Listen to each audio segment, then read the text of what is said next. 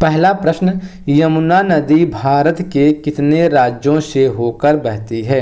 तो यमुना नदी भारत के 3 राज्यों से होकर बहती है। पहला राज्य है उत्तराखंड, दूसरा राज्य है हरियाणा, तीसरा राज्य है उत्तर प्रदेश।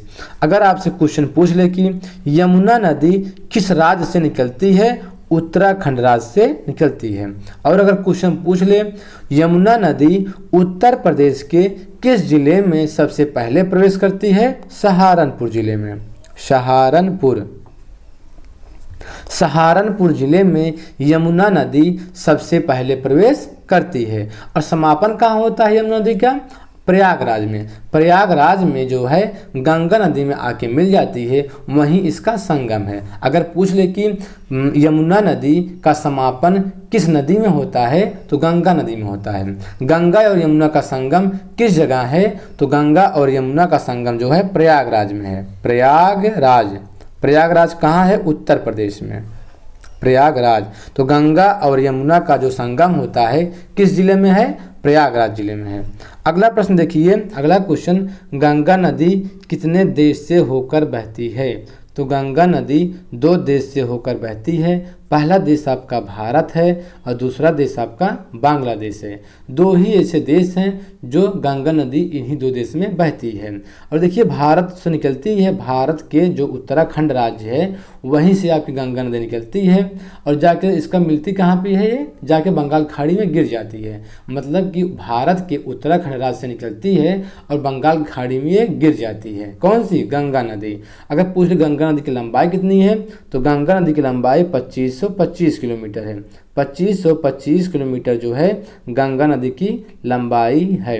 अगर क्वेश्चन देखिए और जो क्वेश्चन बनेगा इससे, गंगा नदी उत्तर प्रदेश में सबसे पहले किस जिले में प्रवेश करती है? तो बिजनौर जिला में। बिजनौर जिला में सबसे पहले जो है गंगा नदी प्रवेश करती है। और उत्तर प्रदेश के गंगा नदी किस जिले से बाहर निकलती है? बलिया जिले से। बलिया जिले से जो है गंगा नदी बाहर निकल जाती है। कहाँ चली जाती है? बिहार में चली जाती है। और गंगा नदी की लंबाई कितनी है? 2525 किलोमीटर है। अगला प्रश्न, सार्क का मुख्यालय कहाँ है? तो सार्क का मुख्यालय कहाँ है? काठमांडू में है। इंपॉर्टेंट है, कई बार एग्जाम में पूछा गया है। तो सार्क का मुख्यालय काठमांडू में है। इसकी जो स्थापना हुई थी 1985 में, एग्जाम में पूछा गया है। तो सार्क की जो स्थापना हुई थी 1985 में हुई थी। और सार्क में कितने देश शामिल हैं? 8 देश शामिल है। सार्क में कितने देश शामिल हैं? 8 देश शामिल हैं। सब पॉइंट आप नोट कर लीजिए। अगला प्रश्न देखिए, ब्रिक्स में कितने देश शामिल हैं? ब्रिक्स में 5 देश शामिल हैं। ब्रिक्स में 5 देश शामिल हैं और सार्क में 8 देश शामिल हैं। आप इसको नोट कर लीजिए। तो ब्रिक्स में जो 5 देश शामिल हैं, देखिए कौन कौन सा देश है? ब्राज़ील है। देखिए यहाँ पे जो ब्रिक्स दिया है उसी से आप समझिए। बी से आपका ब्राज़ील हो गया, आर से आपका रूस हो गया, आई से आपका इंडिया हो गया, सी से चीन हो गया और एस से साउथ अफ्रीका हो गया। दक्षिण अफ्रीका, साउथ को दक्षिण कहते हैं, साउथ में दक्षिण होता है। तो ये आपके कौन 5 देश हैं? फिर से देख लीजिए, ब्राज़ील, रूस, इंडिया, चीन, दक्षिण अफ्रीका। ब्रिक्स में यही 5 देश शामिल हैं। और ब्रिक्स की स्थापना कब हुई थी? ब्रिक्स की स्थापना जो हुई थी 2009 को हुई थी। 2009 में ब्रिक्स की स्थापना हुई थी। अगला प्रश्न देख लीजिए, विश्व की जनसंख्या का भारत की जनसंख्या कितना प्रतिशत है? कितना प्रतिशत है? 17.5% है। विश्व की जनसंख्या का भारत की जनसंख्या कितना प्रतिशत है? 17.5% है। अगर क्वेश्चन आ जाए कि विश्व के क्षेत्रफल का, यहाँ भी देखिए जनसंख्या है, अगर पूछ ले क्षेत्रफल, तो विश्व के क्षेत्रफल का जो भारत का क्षेत्रफल है कितना परसेंट है? 2.4%। 2.4% जो है भारत का क्षेत्रफल विश्व के क्षेत्रफल का है। अगला प्रश्न देखिए, हरे पौधे क्या कहलाते हैं? हरे पौधे क्या कहलाते हैं? उत्पादक कहलाते हैं। हरे पौधे उत्पादक कहलाते हैं। मतलब कि दोस्तों जितने भी हरे पौधे हैं सूर्य के प्रकाश से अगर अपना भोजन बनाते हैं, वे हरे पौधे जो सूर्य के प्रकाश से अपना भोजन बनाते हैं वो सभी क्या कहलाते हैं? उत्पादक कहलाते हैं। अगला प्रश्न देखिए, भारत का पहला विश्व धरोहर शहर, यहाँ शहर की बात कर रहा है, भारत का पहला विश्व धरोहर शहर कौन सा है? अहमदाबाद है। तो विश्व धरोहर में कब शामिल किया गया? 8 जुलाई 2017 को। 8 जुलाई 2017 को अहमदाबाद को विश्व धरोहर शहर में शामिल किया गया।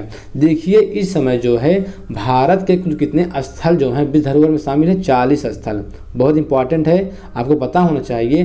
भारत के कुल ऐसे 40 स्थल हैं जो विश्व धरोहर में शामिल हैं। अगला प्रश्न देखिए, कर्क रेखा की लंबाई भारत के किस राज्य में सबसे कम है? त्रिपुरा राज्य में। त्रिपुरा राज्य में कर्क रेखा की लंबाई भारत में सबसे कम है। अगर पूछ ले कि किस राज्य में सबसे अधिक है तो मध्य प्रदेश में। मध्य प्रदेश में कर्क रेखा की लंबाई सबसे अधिक है।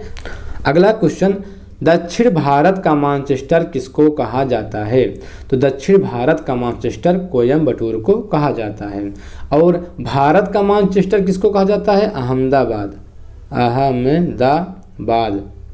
अहमदाबाद को भारत का मैनचेस्टर कहा जाता है। और उत्तर भारत का मैनचेस्टर किसको कहा जाता है? उत्तर भारत का मैनचेस्टर कानपुर को कहा जाता है, कानपुर। तो आप तीनों मैनचेस्टर याद कर लीजिए। दक्षिण भारत का मैनचेस्टर कोयम्बटूर, भारत का मैनचेस्टर अहमदाबाद और उत्तर भारत का मैनचेस्टर कानपुर को कहा जाता है।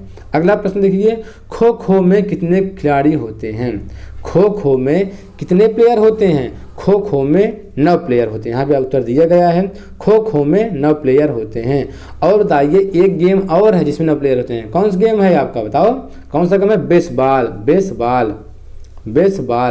बेसबॉल में जो होते हैं 9 प्लेयर होते हैं। मतलब खो खो में 9 खिलाड़ी होते हैं और बेसबॉल में 9 खिलाड़ी होते हैं। अगला प्रश्न देखिए, माना दर्रा किस राज्य में स्थित है? तो माना दर्रा उत्तराखंड राज्य में स्थित है। देखिए माना दर्रा, लिपुलेख दर्रा, माना दर्रा, लिपुलेख दर्रा और नीति दर्रा, ये तीनों दर्रा कहाँ हैं? उत्तराखंड राज्य में स्थित हैं। अगला प्रश्न देखिए, फूलों की घाटी किस राज्य में स्थित है? तो फूलों की घाटी किस राज्य में स्थित है? उत्तराखंड राज्य में स्थित है। अगला प्रश्न है, भारत का सबसे बड़ा प्राकृतिक बंदरगाह कौन सा है? तो भारत का सबसे बड़ा जो प्राकृतिक बंदरगाह है कौन सा है? मुंबई बंदरगाह। बहुत इंपॉर्टेंट है, भारत का सबसे बड़ा प्राकृतिक बंदरगाह मुंबई बंदरगाह है। अगर आपसे क्वेश्चन पूछे कि भारत का सबसे बड़ा कृत्रिम बंदरगाह कौन सा है? तो भारत का सबसे बड़ा कृत्रिम जो बंदरगाह है न्हावा शेवा जो है ये भारत का सबसे बड़ा कृत्रिम बंदरगाह है। और भारत का सबसे गहरा बंदरगाह कौन है? पूछ ले कि भारत का सबसे गहरा बंदरगाह कौन सा है? विशाखापट्टनम जो बंदरगाह है भारत का सबसे गहरा बंदरगाह है। तीनों आप नोट कर लीजिए। अगला प्रश्न देखिए, पुष्कर मेला किस राज्य में लगता है? तो पुष्कर मेला जो है अजमेर के राजस्थान राज्य में लगता है। अगला प्रश्न है, पश्चिम बंगाल में लोकसभा सीट कितनी है? तो पश्चिम बंगाल में जो लोकसभा सीट है कितनी है? 42 है। पश्चिम बंगाल में लोकसभा सीट कितनी है? 42 है। तो यूपी में कितनी है लोकसभा सीट? 80 है। उत्तर प्रदेश में लोकसभा सीट 80 है, पश्चिम बंगाल में कितनी है? 42 है। अगर भारत में देखा जाए, भारत में सबसे ज़्यादा जो लोकसभा सीट है किस राज्य में है? उत्तर प्रदेश में। भारत में सबसे ज़्यादा लोकसभा सीट उत्तर प्रदेश में है, कितना है? 80 है। अगला प्रश्न, लोनार झील किस राज्य में स्थित है? तो लोनार झील महाराष्ट्र में स्थित है। ये बहुत इंपॉर्टेंट है, कई बार एग्जाम में पूछा गया है। तो लोनार झील किस राज्य में स्थित है? महाराष्ट्र में स्थित है। देखिए इससे ये क्वेश्चन क्यों बनता है, क्योंकि ये खारे पानी की झील है। लोनार झील पूछता है कि लोनार झील कैसी झील है? खारे पानी की झील, खारे पानी की झील है। लोनार झील खारे पानी की झील है। और यह जो होता है, जो इसका निर्माण हुआ है ना, उल्का पिंड के पृथ्वी से टकराने से हुआ है। पूछता है कि किस झील का निर्माण उल्का पिंड के टकराने से हुआ है? तो लोनार झील का जो निर्माण हुआ है पृथ्वी से उल्का पिंड टकराने से हुआ है।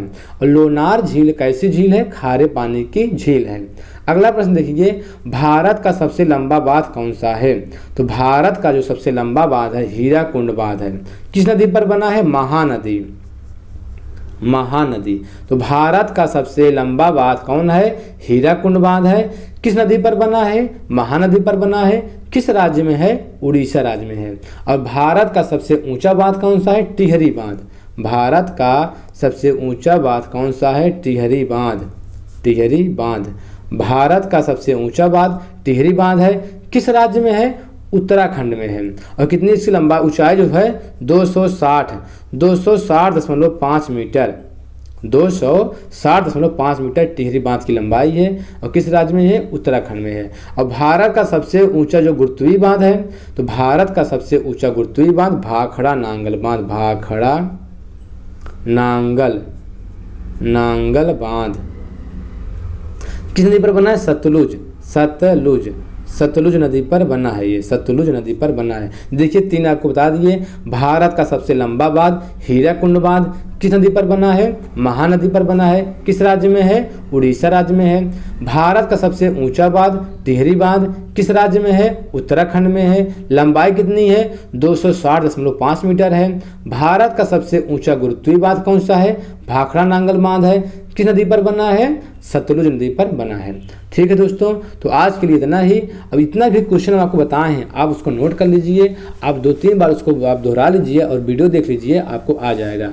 और ये जो क्वेश्चन हम बता रहे हैं आपको एग्जाम में पूछे भी गए हैं और हो सकता है आपको टेट या सुपर टेट में पूछ भी लिया जाए, इसलिए बहुत इंपॉर्टेंट है। ठीक है दोस्तों, आज के लिए इतना ही। अब आपसे मिलेंगे नेक्स्ट वीडियो में।